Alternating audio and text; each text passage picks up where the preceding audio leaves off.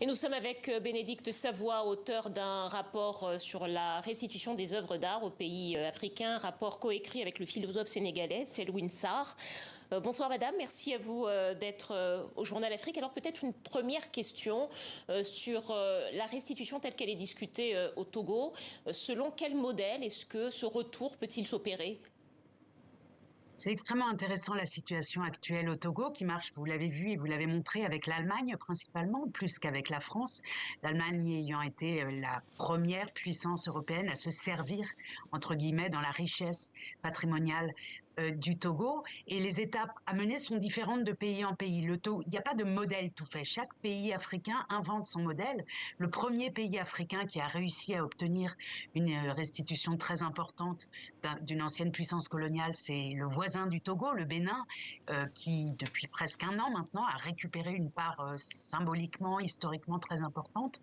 Et le Togo est en train de s'organiser. Je pense que la spécificité au Togo, c'est le fait que la colonie allemande était à cheval sur le Togo et le Ghana.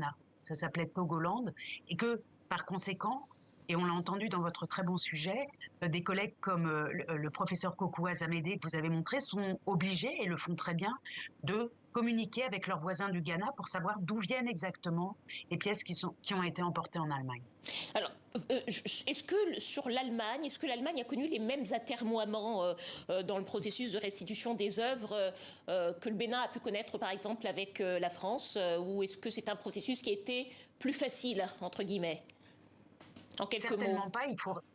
Il faut toujours rappeler que les pays africains demandent aux pays européens la restitution de leur patrimoine depuis les indépendances. Et depuis les indépendances, que ce soit la France, la Belgique, le Royaume-Uni et l'Allemagne, ça résiste beaucoup, et les Allemands ont été parmi les plus grands résistants. C'est seulement depuis que la dynamique a été mise en route en 2017 par Emmanuel Macron, qu'il y a une sorte de Jeux olympiques des puissances européennes pour être les premières à rendre, et que les choses se sont débloquées.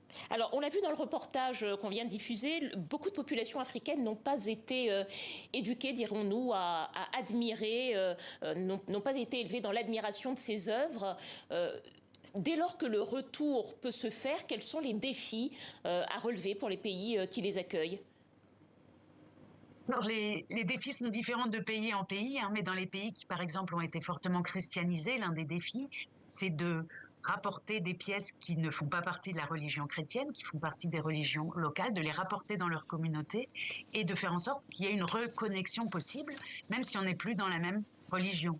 Alors ça, c'est difficile à faire et ça prend du temps, mais votre reportage a montré que les collègues togolais sont en train de s'y employer avec beaucoup de finesse, et en associant donc les communautés et à différents niveaux, l'université, les ministères, les administrations, et puis tout le pays, pas seulement la capitale Lomé. Tout ça, c'est des processus qui prennent du temps et qui sont heureux, qui sont beaux et qui sont des gages d'avenir. Alors, on l'a vu au Bénin, le retour de ces œuvres a donné lieu à une certaine ferveur, en tout cas au moment de la restitution. Est-ce que ces œuvres peuvent créer, dirons-nous, quelque chose dans un processus de construction de l'identité nationale ? Elles peuvent créer beaucoup de choses, comme tout objet, comme toutes les œuvres d'art qui sont ailleurs dans le monde, et pas seulement les œuvres d'art. Des œuvres qui peuvent être des œuvres politiques. Souvent, ce qui est parti des pays africains, ce sont des objets de pouvoir, des objets dynastiques, les objets des rois. Et bien, quand ça revient, on retrouve d'une certaine manière son pouvoir. On retrouve une force oubliée et une histoire oubliée. Et se reconnecter avec son histoire, c'est toujours extrêmement important pour l'avenir.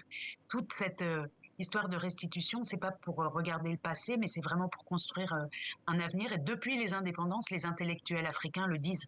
On a besoin de consistance pour l'avenir, donc ce patrimoine culturel et la reconnexion avec lui peut nous aider à nous renforcer intellectuellement et socialement.